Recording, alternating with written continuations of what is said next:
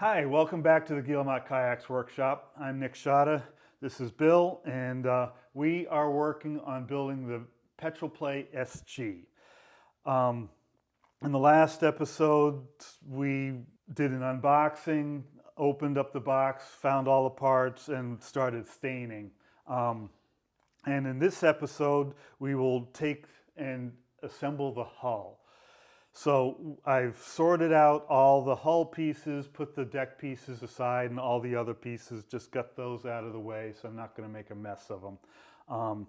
And now I have the hull pieces here, and we'll start assembling those together. The first thing we need to do is we have these parts with puzzle joints that need to be joined together. And we need to figure out which way they need to point. We want all the bow pieces in the front and all the stern pieces in the back. It really looks odd if you put them together wrong. So back to this drawing here.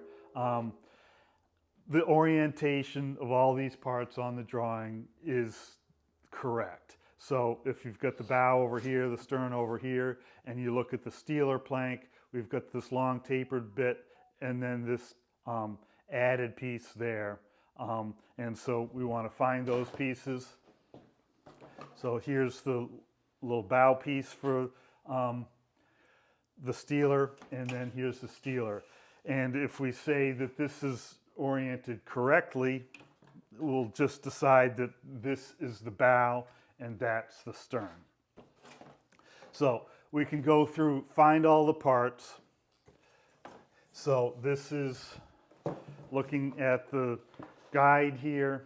This is the aft side panel because we've got the wider end down there, and the sort of tongue of the puzzle sticks into this piece. So that's the aft piece, and likewise these are the bow pieces. They match together there. The trickier one can be the hull bottom piece. Again, looking at this guide, here's the aft bottom and the forward bottom, and you just notice the aft is a little bit shorter than the bow, so that's the easiest way to identify it on this boat. So here we've got the shorter piece, and so we'll call that the aft end of the boat, and this is the forward end of the boat. So then the next thing we want to do is determine right side versus left side, port versus starboard, whatever. If you take these panels here, I can assemble this piece into this panel. It sort of only goes in one way, but if I look at this, I notice that there's a bevel on this edge, no bevel on that edge. So again, looking at this piece right along here, there's a bevel. And we want the bevels on the same side of the assembled panels. And this doesn't go together here, but the bevel side down. Here now we have the bevel side up, and that will fit together. Now we want to assemble these pieces together, and what we'll do is fit the puzzle joints together and then put a little bit of CA glue in just to hold those pieces while we continue assembling the hull. All right, so here we're looking at the puzzle joint sort of up close, and it looks like it's going to go together pretty easily. One of the advantages of this puzzle joint over sort of the traditional scarf is it lines everything up automatically. There's no option for this to be a little bit twisted out of alignment here. Make sure it's nice and tight and see if we can start to press those pieces down in there. Working on the cardboard, it's a little bit mushy here, but so if you have some that are struggling to go together a bit, piece of wood over top to protect it.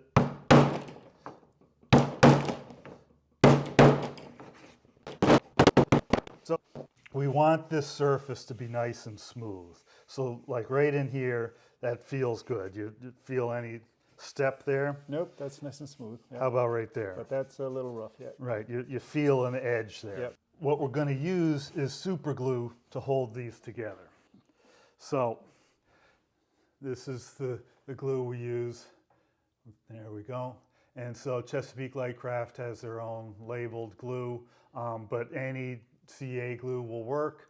And this is an accelerant. So basically, super glue cures really quickly, but this makes its cure right now. We don't want to glue this piece down to the piece of wood below it. So we're going to get a little piece of wax paper and just slip that underneath. If someone were to make the mistake and glue it to the board, You'd probably just break it off. You know, it's going to be a small spot. It's not going to, we're not putting a lot of glue on it. We're just putting a small spot of glue. And so let's grab that utility knife. The bottle has not been opened. It's got a small tip there, and we want to keep a small tip on there. As this gets gummed up, you're going to want to take something and stick it in there to open that hole up. Avoid doing that if you can, because the bigger the hole you have in there, the more glue you get on everything, and it just makes a mess. Right. What I like to do is have some spare caps, and I'll just take this cap off, drop it in a thing of acetone, and let the acetone clear the glue out of it, and put the other cap on and use that one until the other one, the first one's cleaned up.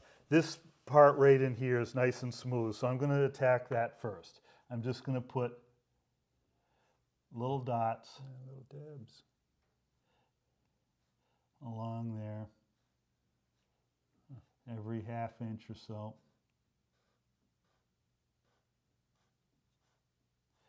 And do it where everything's nice and smooth.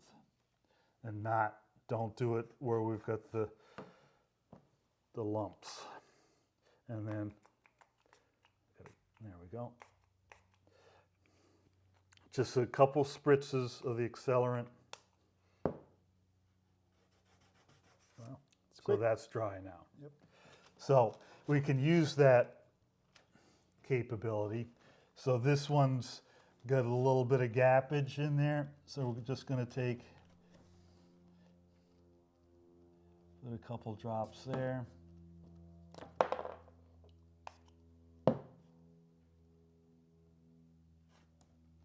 Wait a couple seconds. And now that's held in place. And then any gaps like that will be filled by the resin later on. The epoxy will fill in Yeah. where you might let a little light through, but Yeah. so trying to get that nicely lined up so it's really smooth.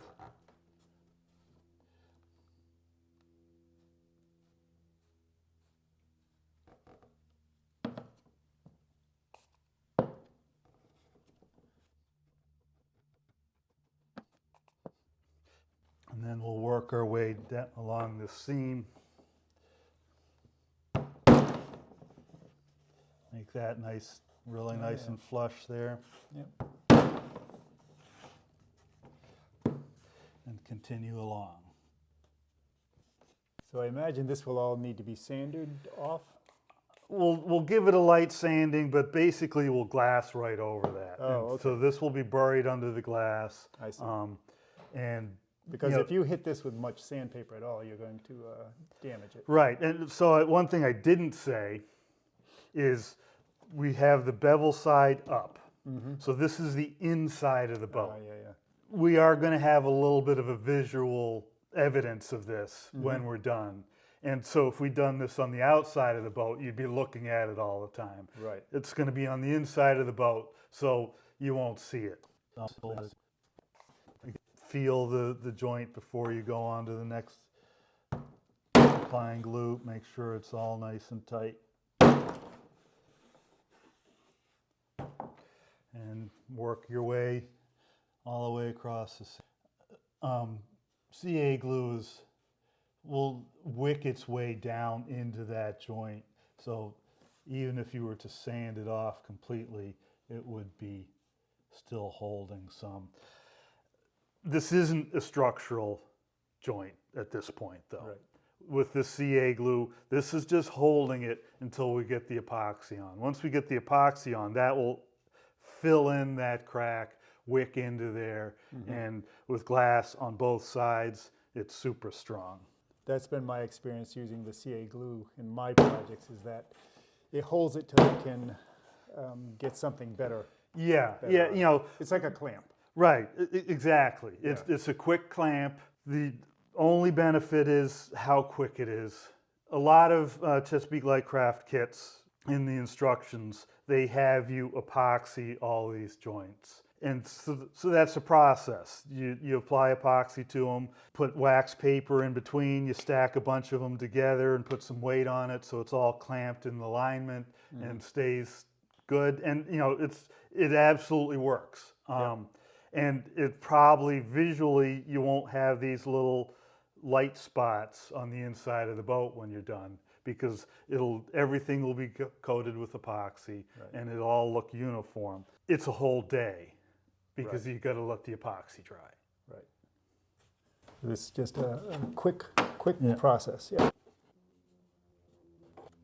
And it has happened that some of these puzzle joints pop while I'm doing other assembly processes. But generally, I can just, things are already bent up onto the boat. I can generally just sort of put the parts back in alignment, put another spot of glue on them, give them the spritz with the accelerator, and hold it for a second, and it's good. So that's the panel assembly process. With this accelerant, don't hose it down, don't make it super wet. Just like I did there, spritz just to make it so everything's been hit by it, and that should be enough. This panel is done. So now we can go ahead and do the rest of the panels. All right. So again, we want to make sure that the bevel side is up and all the panels match with their bevels, and we should be good.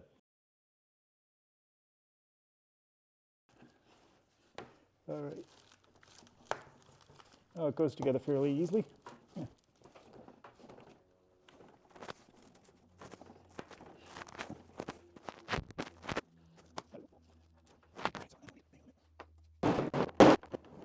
This one looks nice and smooth. I guess we can start there. Yeah. How perfect does it have to be? Like, I can feel a little bit there. I don't know if I think you'll learn by doing how good you can make it, and if you think you can make it better. Okay. But we don't want to spend all day trying to make it perfect. Right. It's eventually you got to shoot the engineer and move on. Yeah, I think that's about as good as we'll go. Yeah. So I guess we could start back here. And just this tiny dot. Is that too much? Those are good. Yeah. The first one was big, but Okay. And is the spacing good there? yeah. How far can you go before you should put on the accelerant? Basically, I go where I'm certain it will stay in place while I'm doing the process. So if it might spring out before that, I'll stop and then give it a little spritz. Adequate? It should be. Yeah. Okay. Oops. So I do feel a little lip there, but I don't think I'm going to get it any better than that. Or do you think I could? Let's just see. Yeah. Yeah, you got a little better. Yeah. A little bit better. Yeah. So I saw what you did there. I was putting it over both edges of the seam. You went out one edge of the seam. Yeah, and try what works. Right. I think most of the time over both pieces will do great, but there's times when it needs a little bit of extra persuasion. Mm-hmm. Yeah, if we get it over the sawhorse, it might have a little bit more support. Okay. I guess you don't want to lift it from behind to poke them. You do whatever works. Oh, really? If you're finding something that is giving you a hard time, try something else. Don't keep on doing the same thing expecting different results. Right. When I lifted that up, if it would spring out the part I'd already done.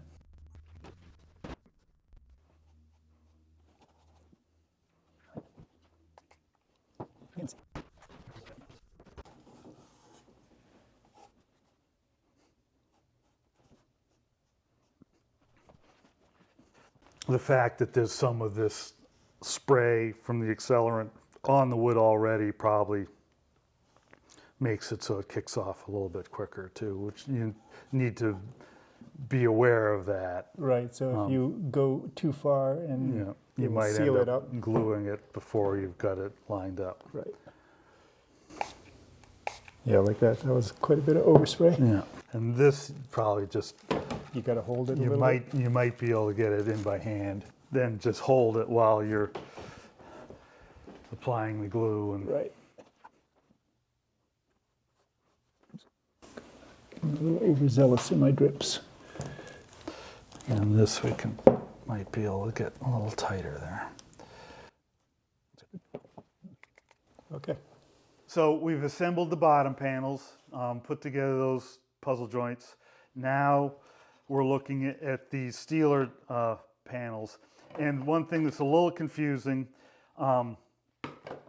these in general don't have any of the bevel on it. And so, what's the outside, what's the inside is sort of left to you and your own devices.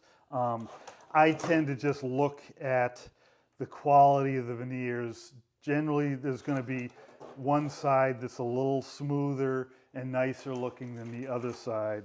And I'm finding this is a little bit rough and this is smooth. So I'm going to call this the outside. We've already stained the ends of these Steelers and they do have a bevel. So if we just match those up, so that's the good side.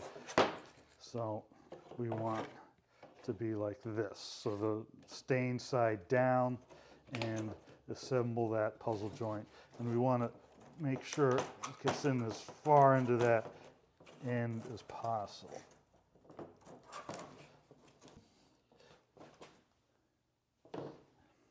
So the idea here is just to make sure you have a straight Yeah, line. we want a nice fair line there. And you may notice that these long skinny pieces without the bevel on it have some little tabs on them. I don't know if we can get those to be visible on the video. Here you see some tabs. And where the bevel is, those tabs are taken off. But these are just part of the CNC manufacturing process. These tabs hold the plywood parts into the greater sheet of plywood. And what we want to do is just take a block plane and take those tabs off. Carefully, we don't want to break the piece. So, tab gone on one side. So does it matter what type of plane you use for that? Not really. This is just a little block plane. Happens to be a little Lee Nielsen, but you could actually just use a utility knife and cut those off, or a sanding block. I find that a block plane is sort of the most efficient, but anything you want to use to remove those. And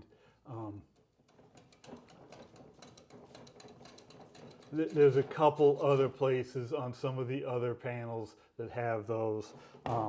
Here is the stern of the side panel, and you see this has got a tab right there. So there's a couple places you'll want to take those tabs off, but there shouldn't be. The assembly process of these puzzle joints is the same as it was on the bottom panels. get everything lined up. And sometimes there's some remaining gaps in there at the ends, but again, if you eyeball down it and everything looks nice and straight, it should be good. And we'll just do the same drill here. We want to finish assembling all the hull panels, so we'll just do all of those next. All right. So it does take a little pressure to move these in. Yeah. Yeah.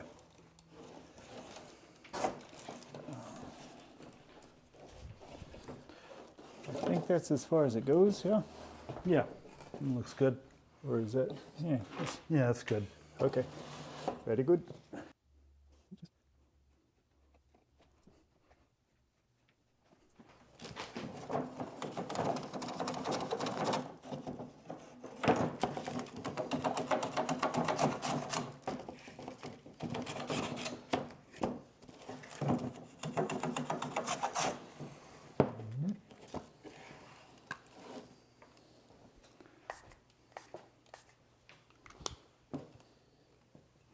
And just knock those tabs off.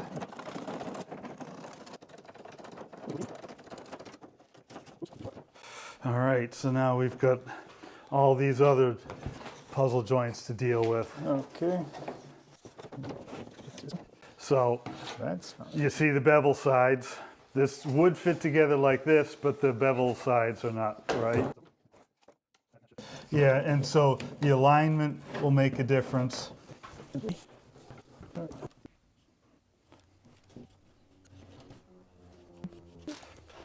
right. You can take and move this one over there a little bit. That was pretty quick, actually, huh? Yeah. So I noticed when you did this, you tend to not try to overlap them entirely. You leave them out and then push them in. Yeah, that seems to work with this particular puzzle joint. Okay. Oh, okay. It's not universal. Right. Yeah, with the bottom panels, that didn't work so good.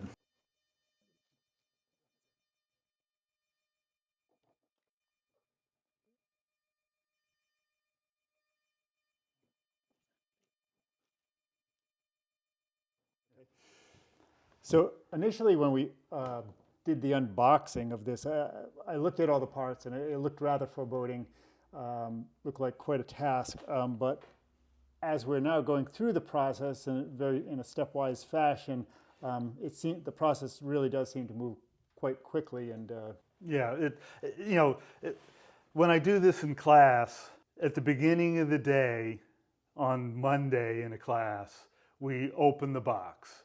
At the end of the day, Monday, we have the hull fully assembled. Oh.